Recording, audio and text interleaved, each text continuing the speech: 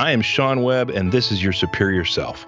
Hi, this is Zach Poitras, and this is Your Superior Self. I'm Andy Mant, and this is Your Superior Self. Hi, this is Sue Jackson, and this is Your Superior Self. I'm Ginny Sarasvati, and this is Your Superior Self. What's up, everybody? I'm Aubrey Marcus, and this is Your Superior Self.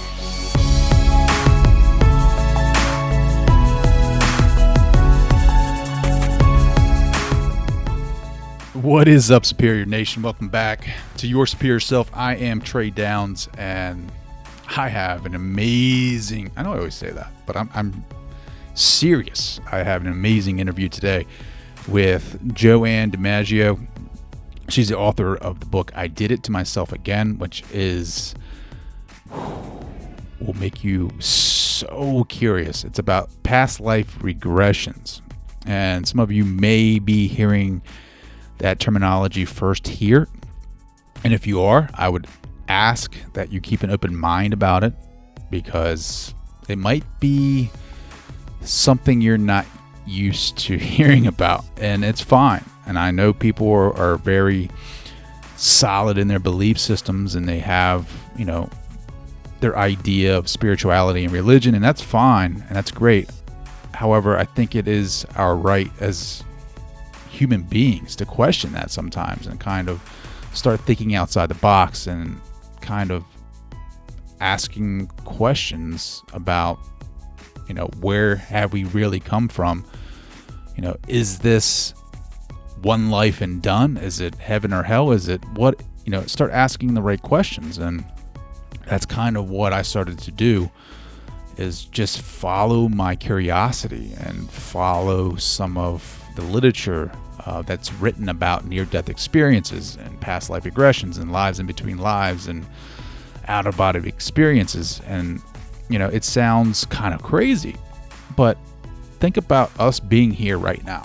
Like the percentages of me sitting here talking to you and you listening to this, listening to me speak on a podcast, like the odds are just insane. They got to be like 1,000,000,000 to 1 or something like that. But for you as a person, as an individual, as a human being, to be on this earth at this time, like your parents had to meet, your grandparents had to meet, their parents had to meet. So it's like, it's not out of the realm of possibility. I mean, you think about those odds, but think about the odds of, like, there is a greater chance that we've lived past lives before, reincarnation. And that's what I've been getting into. That's what I've been researching and reading about, and it's really sparked a interest in me, and I hope it does it for you as well. And Joanne does a really good job of explaining past life regressions and the process that is associated with that, and her the way that she conducts her research and her with her clients, and how she gets the client to relax and participate in a past life regression. Like, it's just amazing. And I mean, she's been doing this professionally for 30 years, and she earned her master's in transpersonal psychology, which sounds amazing, by the way, and I would definitely research that more. But she's been actively involved in the Edgar Cayce Association for Research and Enlightenment, which is in Virginia, which is pretty odd, because the books that I've been reading, a lot of people who are into this type of spirituality modality are in Virginia, which I did not know. University of Virginia is pretty insane too, because they have like a parapsychology department, which has some incredible resources and content. If you guys want to research that more over there, they have a lot of past life regression stuff, especially with the children, I guess, because the kids are a little bit more in tuned and their past lives, and they have these memories. Anyway, that's a whole different rabbit hole and a whole different conversation. But Joanne has a fantastic book, and these are her. It's not, obviously, the names are made up, but there's experiences in here. I don't know if these are her clients per se, but these are past life regression experiences, and it's a fascinating book, and it really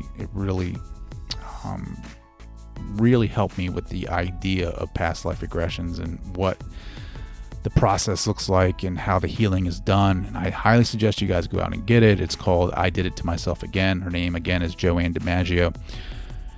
Yeah, it's going to be an interesting conversation. I'm very excited because this is like the first episode of Past Life Regressions. And if you want to find out more, you can go to her website, joannedimaggio.com, and you can find all of her literature and her research and the books that she's authored over there. But before we get started, you guys can check me out on social media at tdowns80 on Instagram and Twitter at downstrey. You can check out my website. I did a little updating for you over there, so check me out, yoursuperiorself.com. Leave me a message. Let me know how you're doing. Also, don't forget to leave me a rating and a review wherever you get your podcast from. It helps me scale the show. It helps me get this out to those who might need to hear it.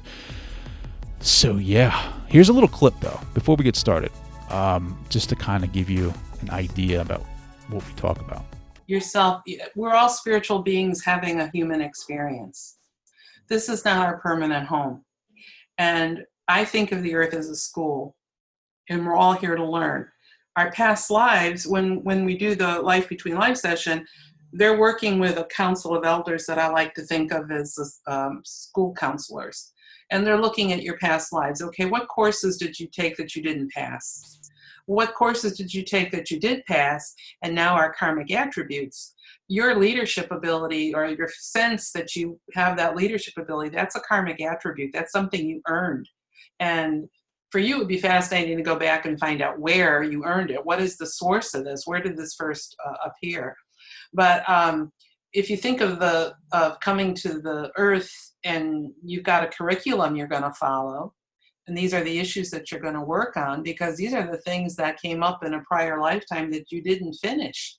One of the questions I asked about at the moment of death was, what your soul thinking is, your soul's leaving your body. Did you have any unfinished business? Things that, I didn't get a chance to work on that. I really wanted to work on it. And a lot of people will say things that are, you think they'd say something extremely profound, but I tell you the majority of them say, I did not love enough. That is probably the number one response to that question about what were your last thoughts. Yeah, it's going to be that amazing. It's going to be an amazing conversation, and I'm excited for you guys to listen. I'm actually really excited to hear your thoughts on this too. So make sure you go to my website and leave me a message. If you've had a past life regression, I want to know about it. I want to know what you saw or what you experienced. Yeah, I'm very curious. So without further ado, here's my conversation with Joanne DiMaggio. Hi, this is Joanne DiMaggio, and I'm on Your Superior Self. Joanne, I'm so excited to have you on the show, genuinely excited, because I've been reading so much of the past life books. I read your book, the full book. I Did It to Myself Again, which is phenomenal, by the way. Oh, thanks. So there's so many questions I want to ask you. The one thing I did notice in my research and my obsession with psychology and near-death experiences and past life regression and past life experiences, there's a lot of stuff coming out of the state of Virginia. I didn't realize it before, but UVA has a very fascinating program over there. It seems like, the Edgar Casey ARE Foundation or associations down there.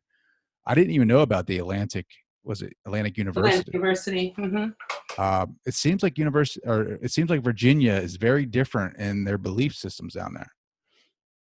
Well, there probably are some parts that are that way and some parts that are very traditional. Still part of the Bible Belt, I would say. But it's cool to think about a lot of the past. I'm from Delaware, and I've never heard about past life regression before, or and I'm near Baltimore now, and nobody really talks about it. But it seems like every book that I pick up, a lot of the professionals that are in this realm, that are in this, I guess, this niche philosophy, usually they're from Virginia. Oh, really? It's weird. Yeah, no, it's crazy, but I love it. So I'm excited that you're not too far away from Baltimore. But can you give a little background on yourself? Well, I have been pursuing past life research and therapy since the late 80s. As a teenager, I was always reading books about reincarnation and Edgar Cayce and books by Ruth Montgomery. And I was born and raised Catholic, so that was not exactly welcomed. But I decided to pursue it in 1987 when Shirley MacLaine came out with Out on a Limb as a miniseries. And in that miniseries, she had a whole section on past life work. And I think it was the big wake-up call for a lot of sleeping metaphysicians. And so I joined the ARE, that's Edgar Cayce's Association for Research and Enlightenment, which is in Virginia Beach. And I just started my own past life research organization called Plexus. This is when I was living in the Chicago suburbs. And then I just started to intermingle with a lot of past life therapists and researchers from across the country that the ARE would bring in. And one of them encouraged me to get my hypnotherapy certification, which I did. And then I started to do the regressions on my own and combine them with my love of research. And I've always been a writer, so I saw myself as more or less like a reporter for the universe. I thought this is really fascinating what's happening with this modality, and I wanted to share that with everybody. And so I've been doing that ever since. You've been doing this for like past life regressions for like 30 years, right? Right. Yes. Mm-hmm. That's phenomenal. Do you so to study that, to bring forth that in someone like your clients, you have to have certain types of certification, right? I do, yes. I have a master's in transpersonal psychology from Atlantic University. And I also had studied under Irene Hickman, who was like one of the pioneers in the field of hypnotherapy.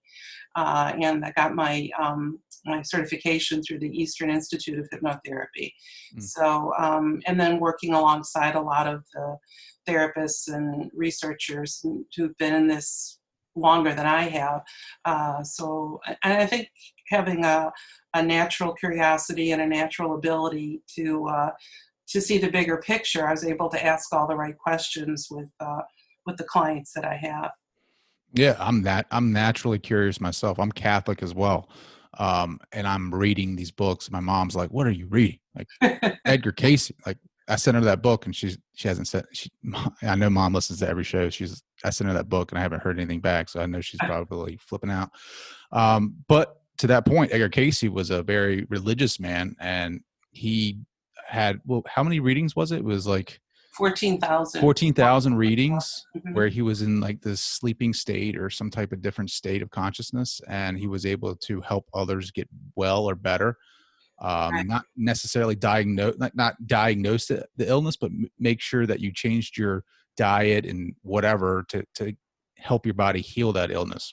Mm-hmm. And he had some unusual remedies too. Yeah. So out of those 14,000 readings, 12,000 of them were health readings. And that's why he's known as the father of holistic medicine. And we're just catching up to him now. I mean, some of his remedies were just way ahead of his time. Mm-hmm. But then at the end of, like, not at the end of his career, but like further on down the road, I was reading a part of his book where he starts getting asked more philosophical questions instead of health questions. And now he starts diving into different theories and philosophies. And that's where it started getting me like triggered. Like I was kind of like, I was reading the holistic health stuff and I was like, that's cool. I mean, to be able to really not diagnose, but really be accurate in your treatments for people. And that doctors back then couldn't really understand what was going on.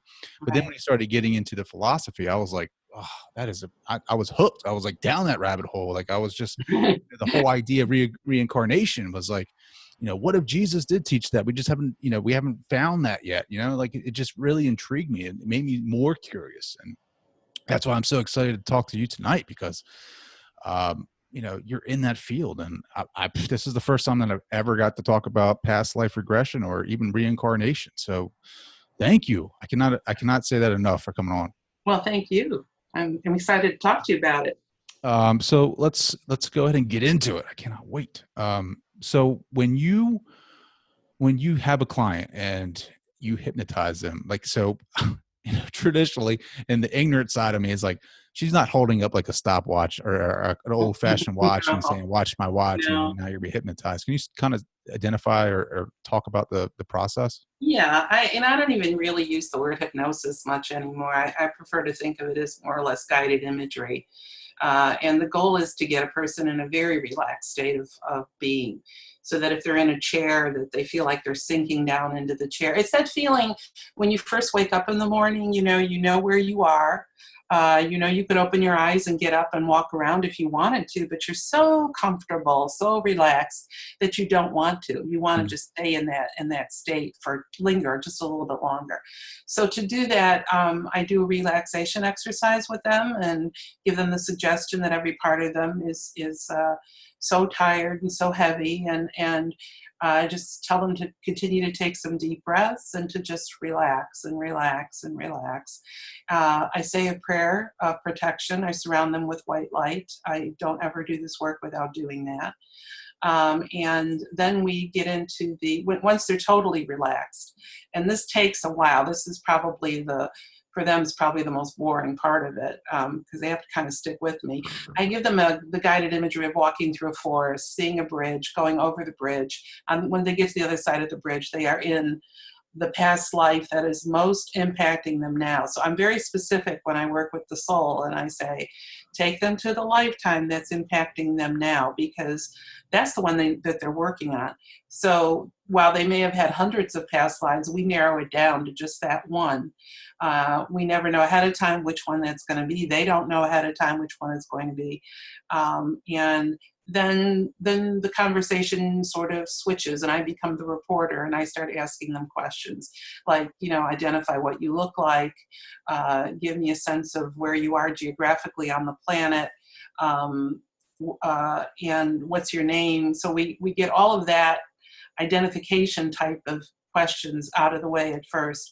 And then I'll say to their soul, scan that lifetime for her or him and show them the most significant event that happened. So that event could be something that they did something to somebody, or somebody did something to them. Could have been an illness or trauma of some sort. It could be something much more positive too. It could have been where they first exhibited a talent, ability, or skill that they've brought in with them.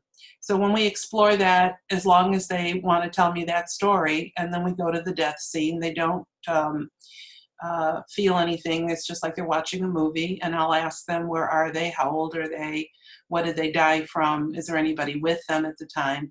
And then the important questions, which were, what were your last thoughts as your soul was leaving your body? Because that oftentimes sets up the next lifetime. Then I'll ask them to look at the people that were in that lifetime with you. Are they in your life now?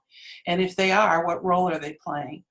Because we travel together as a pod, as a soul family, but we change roles, we change sexes, but it's still the same soul.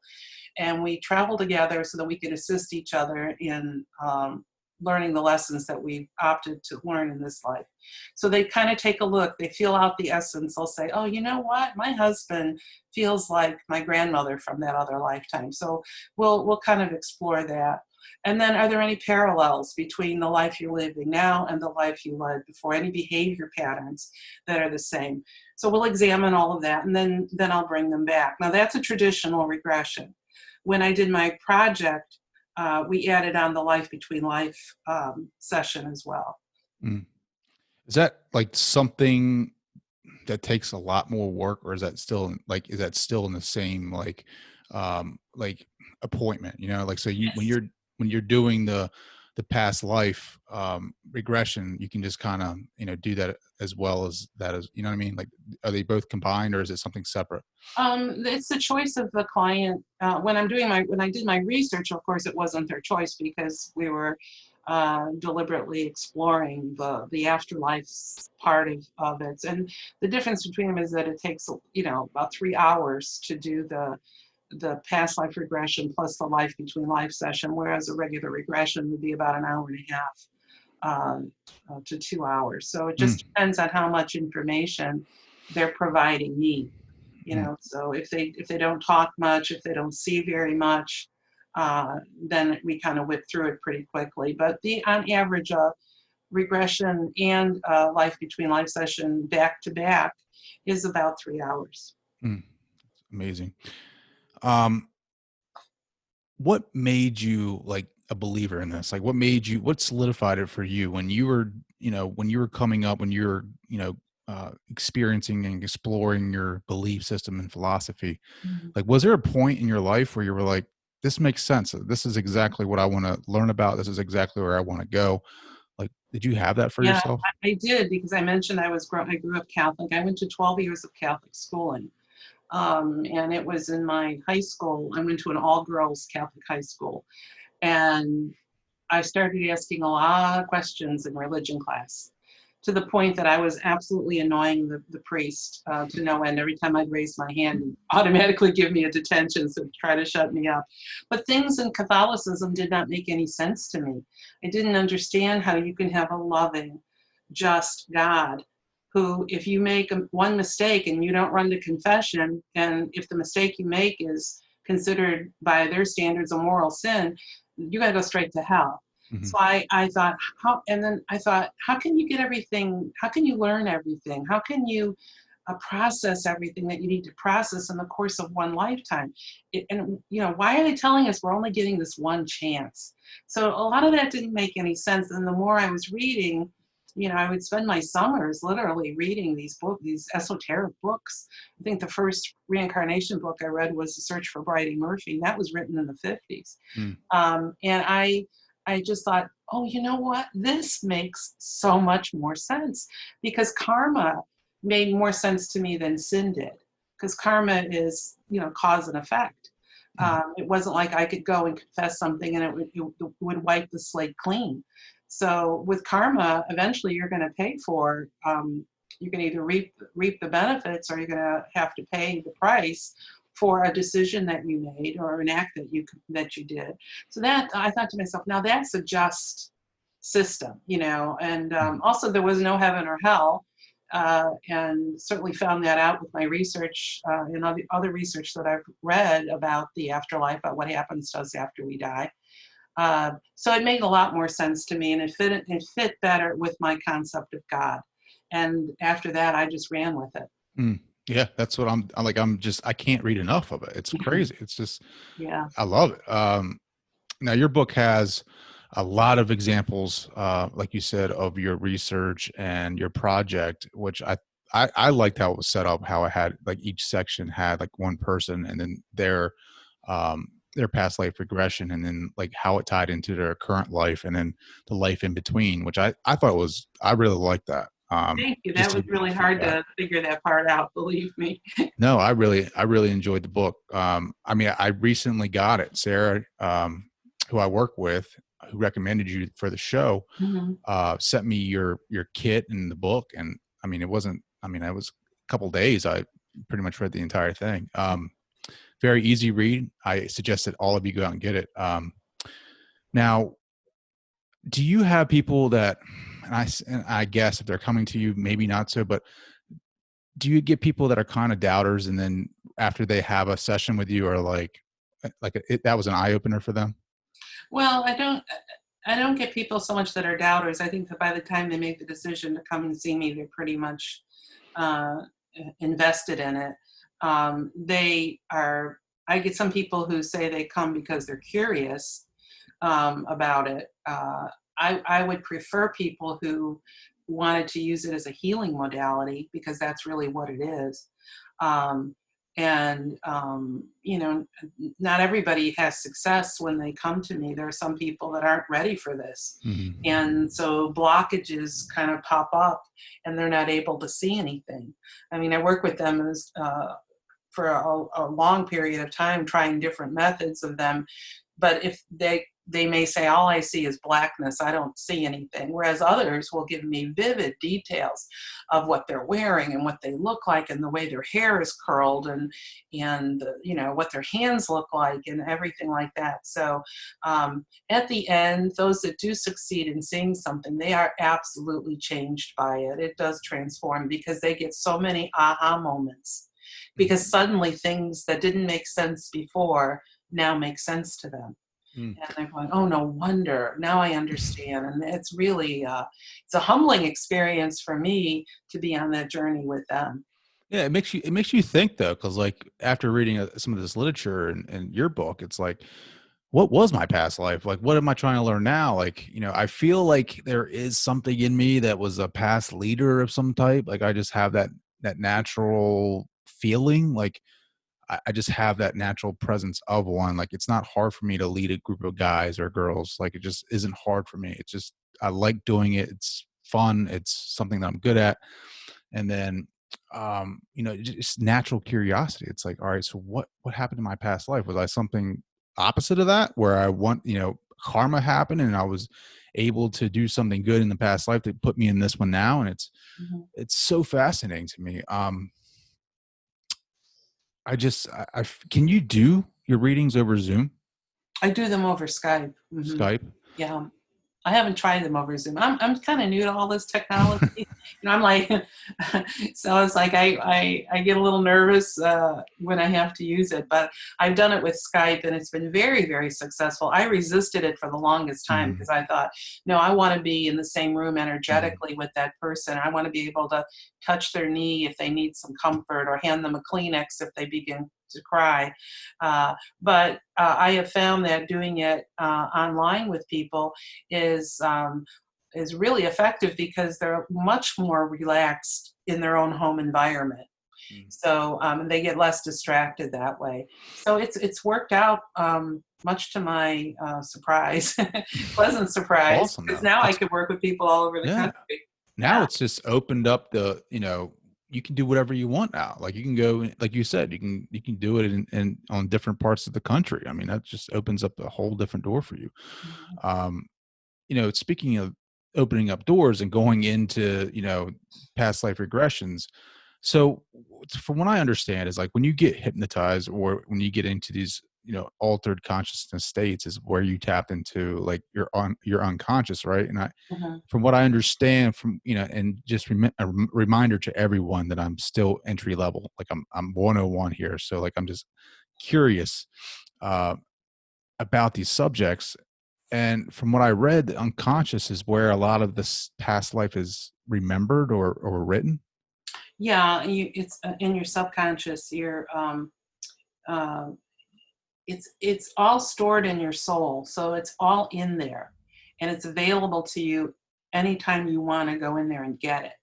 It's whether or not people are aware of that or open to that or even think about it. I'm sure that there are many, many people who go through life without giving this a second thought. But it's always there. It's always available to you.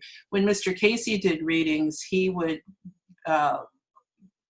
he looked like he was asleep. He would lie down and then he would go to the Akashic records, and that's like the universe's supercomputer in the sky. And all of your thoughts, words, and deeds from the beginning of time are in there. So you think of it as a library. Some people picture it that way, where you could pull your soul's book and you can read all of your lifetimes. That's how he did it. I don't do it that way because I'm not doing a reading for somebody. I don't tell anybody this is who you were. I very gently allow them to let that image of that lifetime unfold in their mind's eye. So they get in touch with it. They get in touch with the emotion of it.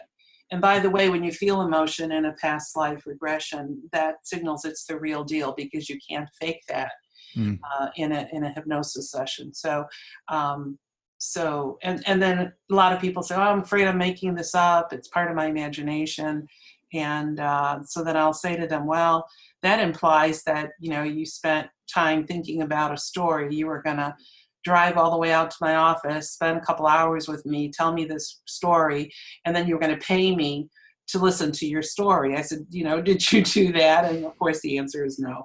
And then after the session, they all say the same thing. I'll say, now tell me, do you think you made that up? And they said, absolutely not. They could, all your senses are heightened when you do this work. You could not only feel things, you sense things, you could smell things, you could touch things. You use all of your senses in a regression, so that it becomes very, very real, like you're standing right there, and all of this is unfolding around you, like you've stepped onto a movie set in a different time and in a different place, and it's all unfolding as you're there.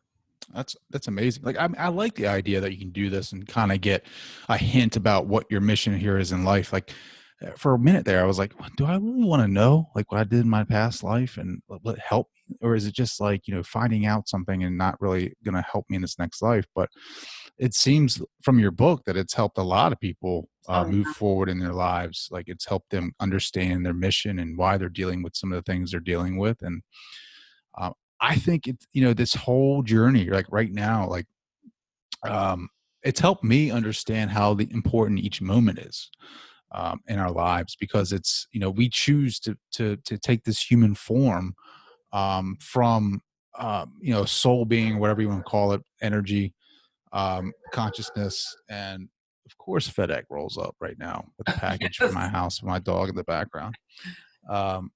However, we choose to take this human form and deal with the human feelings, right? Like guilt, humility, depression, happiness, joy, love. And we choose to feel all those things because we want to learn, we want to learn and gain higher consciousness. Right. And that's the gift. Like that's God's gift to us is this now moment. Yeah. And to experience that. If you think of yourself, we're all spiritual beings having a human experience. This is not our permanent home. And I think of the earth as a school, and we're all here to learn. Our past lives, when we do the Life Between Life session, they're working with a council of elders that I like to think of as school counselors. And they're looking at your past lives. Okay, what courses did you take that you didn't pass? What courses did you take that you did pass, and now are karmic attributes? Your leadership ability, or your sense that you have that leadership ability, that's a karmic attribute. That's something you earned. And for you, it would be fascinating to go back and find out where you earned it. What is the source of this? Where did this first appear? But if you think of coming to the earth and you've got a curriculum you're going to follow, and these are the issues that you're going to work on, because these are the things that came up in a prior lifetime that you didn't finish. One of the questions I asked about at the moment of death was, what your soul thinking is, your soul's leaving your body. Did you have any unfinished business? Things that, I didn't get a chance to work on that. I really wanted to work on it. And a lot of people will say things that are, you think they'd say something extremely profound, but I tell you, the majority of them say, I did not love enough. That is probably the number one response to that question about what were your last thoughts.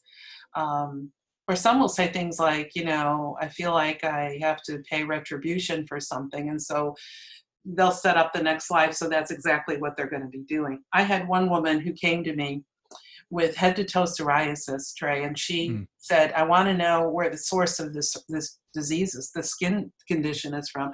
She went back to a past life in which she was a call girl, prostitute in the Old West. And when I asked her, what are your last thoughts? She said, I don't want to be touched anymore. And so now in this life, she's manifested a skin disease in which nobody wants to touch her. That is crazy. So I tell everybody, be careful what you're thinking. Careful what you wish for. Moment, yeah.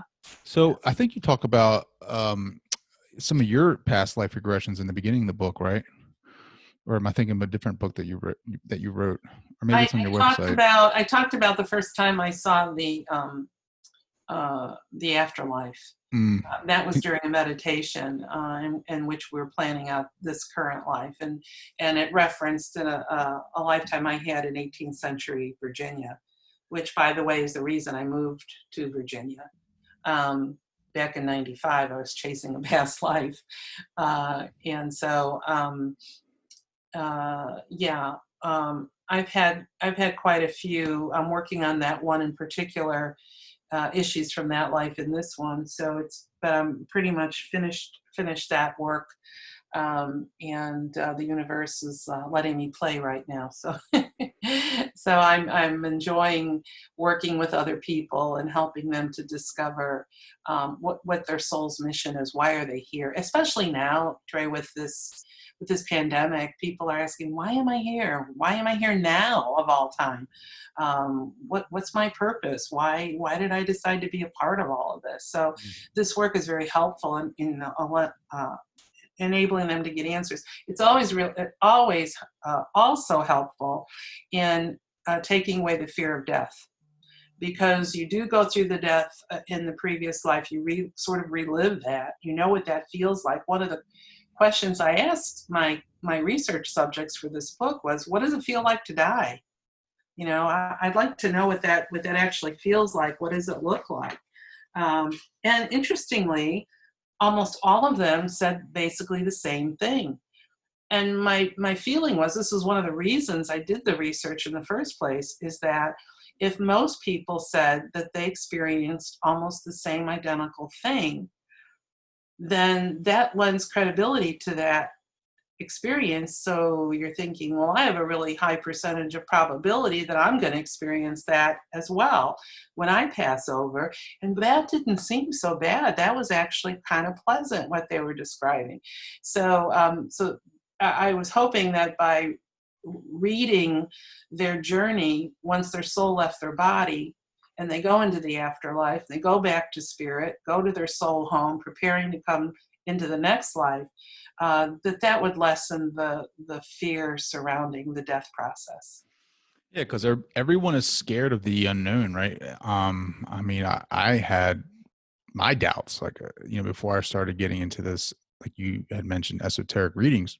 I mean, I was worried about it. I didn't know what to expect. I mean, it wasn't until I started reading near-death experiences where there was a collection of examples of people having these experiences, and it was like they weren't the same, but they felt the same, and where they left their bodies and they felt this joy, this love, this warmth, and then they would experience some type of being that reminded them of either a family member, or it was Jesus or something, and because it was near death, of course he didn't die, but basically this spiritual being, this consciousness was like, your time isn't here. This isn't when, you're not passing now, that you have to go back to your body. And they didn't want to come back. Like, they didn't want to go back to the body. They loved where they were at. Yeah, absolutely. And that's what started my kind of diving into more different subjects. Like right now I'm reading the Seth books. I just got my book today, and interested in reading that. And then Joseph Mancini, I don't know if you know him or not. He's in DC area.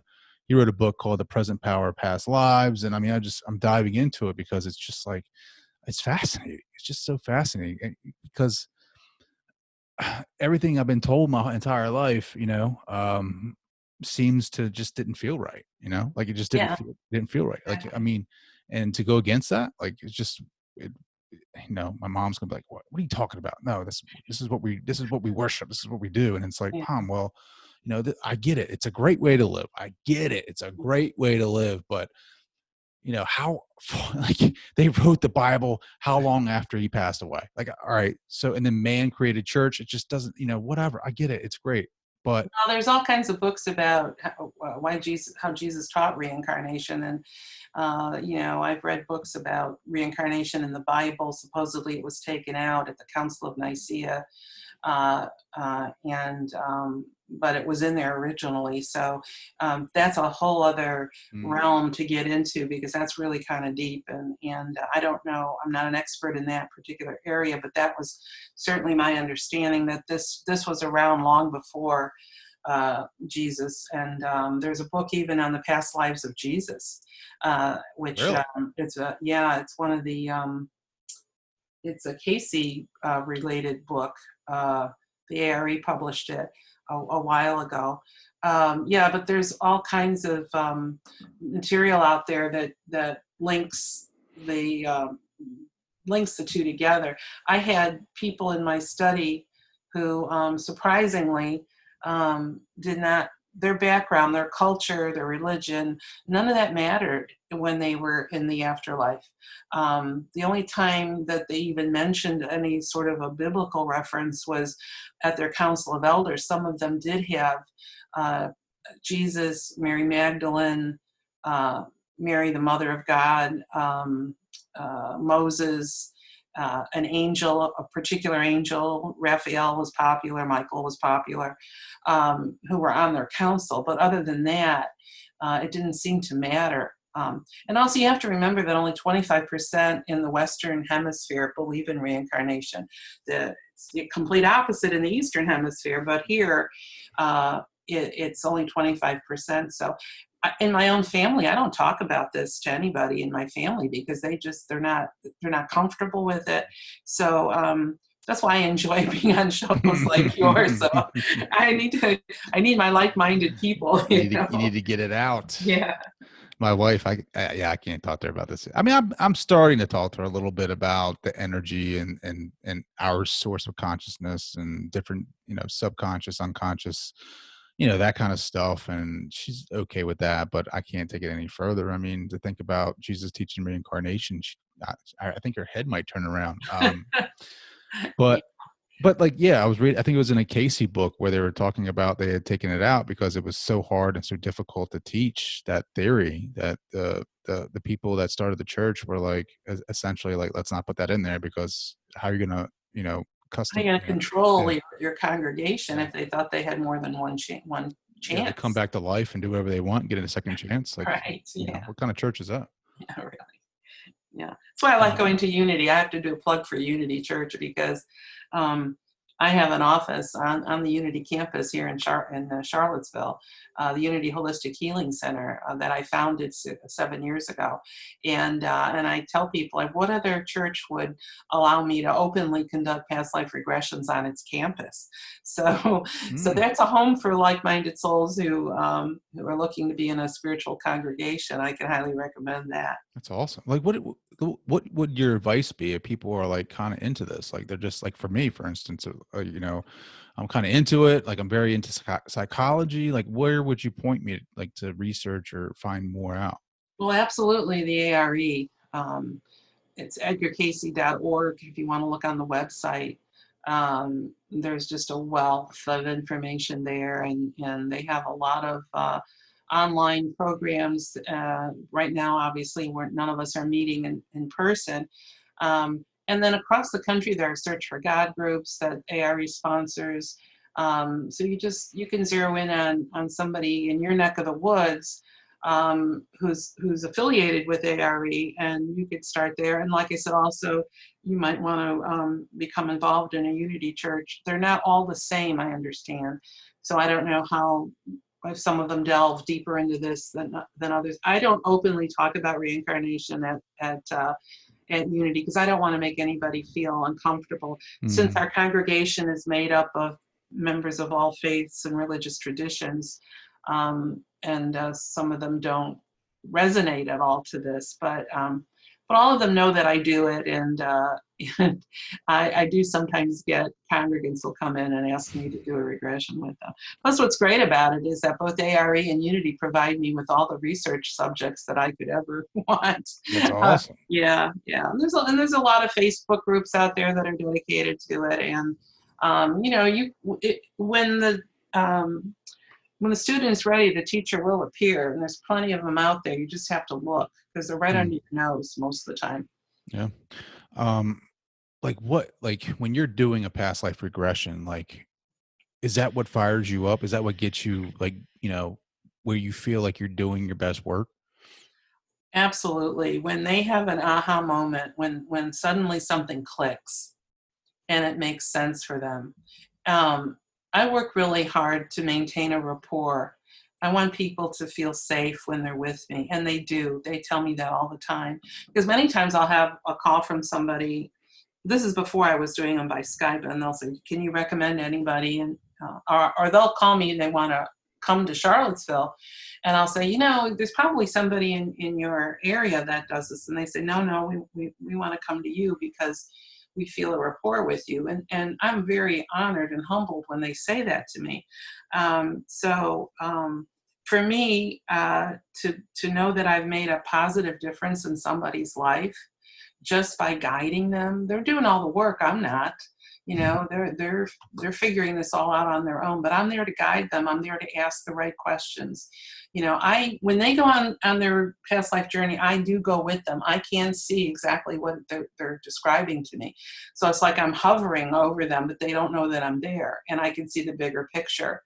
And especially if after the regression, we add the soul writing to the regression, which is something we haven't talked about. But soul writing is a written form of meditation. And that was my thesis for my master's degree. And I turned it into a book because one of my professors said, this would make a great book. Casey talked about inspirational writing, and some people think about automatic writing. This is not automatic writing, but it's writing while you're in an altered state of consciousness. So it's like, you're getting prayer is you talking to God, and meditation is God talking to you. This is you taking notes. And I have used that method, the soul writing method, in order to get past life information. So now I've done it for myself. And so what I did was then I thought, I wonder if I could do it for somebody else. So after a regression, if they want more, if they want to dig a little deeper, some people they're wiped out, to be honest with you. They don't want to look any further. They're processing. They just want to come out of it and be able to go home. Other people are like, yeah, I want to know more. I didn't get my questions answered. There's a whole hole here that I don't know what happened during my childhood, or I don't know anything about my family from that lifetime. Then we'll do the soul writing together. And so I'll ask my guides and masters to provide me with information through the soul writing that I could share with the client. And that is often a very profound experience for them. And they do get some additional answers that make even more sense than the regression did. So it's a very valuable tool to add to your arsenal of ways of obtaining past life information. So is that why they're still like in that state, or is it like, do you like, so when you say you're with them, how do you go with them? I could just see in my mind's eye where they are. And as they're describing it, I get a very vivid picture of exactly what they look like, what the people around them look like. If they're in the middle of a battle, I can see that. I can sometimes smell the whatever the food that they're eating, or if they're out in the woods or something like that. And when they do the soul writing, I bring them back almost all the way out of the altered state. I bring them back enough so they can open their eyes and have a pen. They open their eyes halfway. I put a pad of paper on their lap and a pen in their hand. So they're still in that sort of sleepy, altered state, the same state that you're in when you're meditating.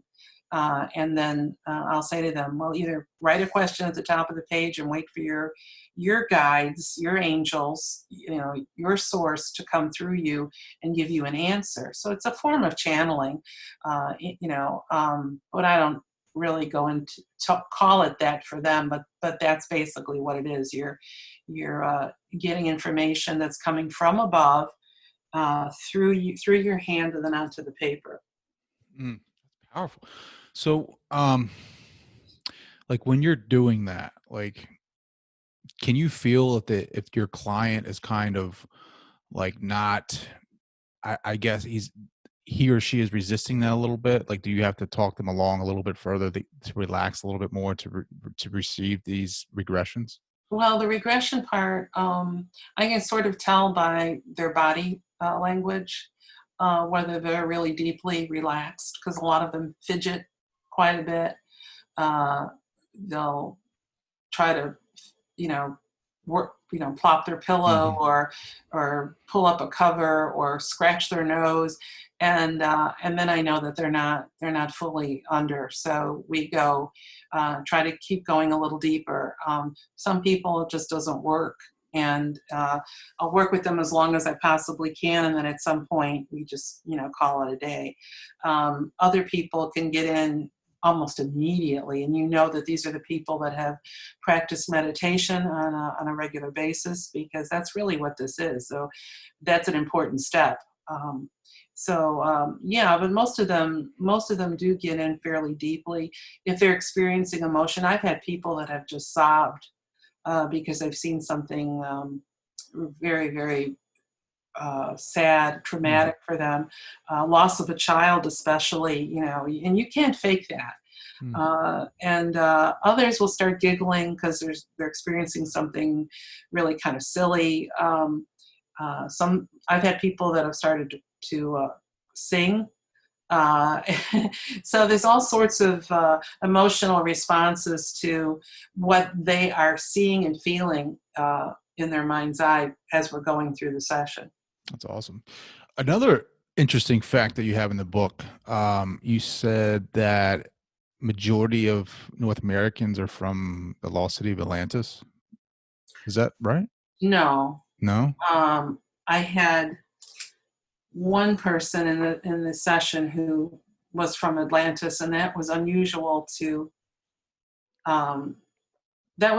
for me to have somebody that had a past life in Atlantis. I think maybe what I said was that that's sort of ironic, because I have material that I have researched indicates that about 98% of Americans are former Atlanteans, but they don't necessarily go to Atlantis in a regression. This was almost one of the few times, and this was a woman named Meg, the flight attendant, who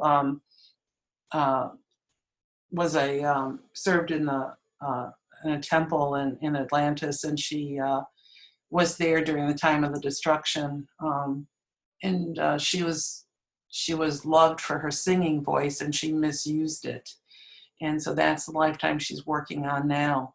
But most of the people, just from Mr. Casey's research, not his research, but his readings indicate that. And I used to be a real big student of Dick Sutphin, and I remember he made that comment that 98% of us are former Atlanteans, which is kind of scary, to be honest with you. It is scary. With everything that's going on now, that is real. I know. It's like, are we going to learn our lesson or not? So, because we're right at that same point, I think, technologically. That's crazy. Yeah. It's so nuts. How can people connect with you? How can they find out more? How can they get your book? The book's on Amazon, and my website is joannedimaggio.com. It's JoanneDimaggio. Yes, like the baseball player.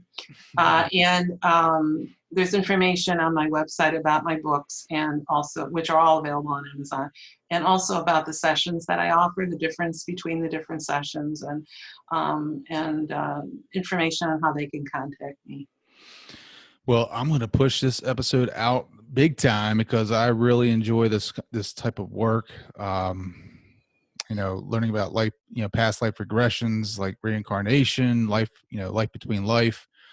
I mean, it's just so fascinating to me. It feels right. It just feels good. Like we were talking about earlier with our past religions, where you had one shot to live your life, and you had to be perfect almost to not or to get into heaven. And this just feels better. It just feels right. We are not perfect. We're going through life. We make mistakes. We learn. We go to the next life. We work on, the things that we messed up on, and we just try to keep better and better and better.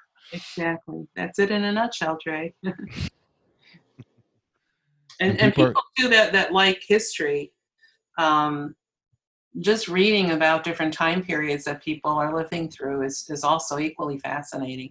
We just want the story, because these people have lived that time. And I talk about revisionist history. If you actually talk to somebody who was alive during a particular time period, they're going to tell you exactly like it was, not the way it's been portrayed in history books. So I think it's just a wonderful, history lesson, anthropology, psychology, sociology. It's all wrapped up in a past life regression. It's my favorite. Have you come across anybody that has been like someone famous in a past life? Yep. Really? Yep, I Okay. have. Matter of fact, my next book, Trey, is called Edgar Cayce and the Unfulfilled Destiny of Thomas Jefferson Reborn. What? Yeah. Mr. Cayce did a lot of readings on famous people. Now, I know this gentleman, by the way. He did a reading on a 2-day-old baby boy, and said that in his past life he had been both Thomas Jefferson and Alexander the Great. And Cayce had predicted, he said, this soul can do for the world what Thomas Jefferson did for this country. My book is about why that never happened. Oh my God. When's it going to be out? I'm hoping September, but the publisher has been mysteriously quiet about the publication date. So I know they're working on the cover right now, but yeah. But Mr. Cayce did a lot of reading. I've had some where absolutely I believe that this, I had one that I am really fond of, and he had been Andrew Jackson in a previous life. But then I have people who'll come to me and say, I had one woman come, she says, I think I was Patrick Henry in a past life. And I'll say, really? Why do you think that? And she said, because he was a good talker and so am I. Well, there's a lot more to it than that. But that's a whole other subject about why so many people think that that they may have been famous. But most people are just, Jane Does and John Smiths. Sure. Yeah. Well, a lot of these examples in the book come from like the 1800s, right?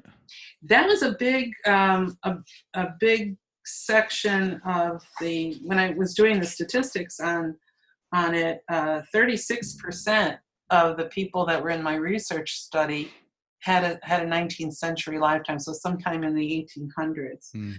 But there was like 25%, a quarter of them went to a lifetime that was prior to 1000 AD. Yeah, I thought that was weird. 1800. That was it's pretty crazy stat. 36%. How many people total were in the experiment? There were 25 in the actual research project, but I pulled information from clients who did not necessarily participate in the research project, but who had a life between lives session with me. Yeah, it was like I said, it's a wonderful little trip down historical memory lane to read these.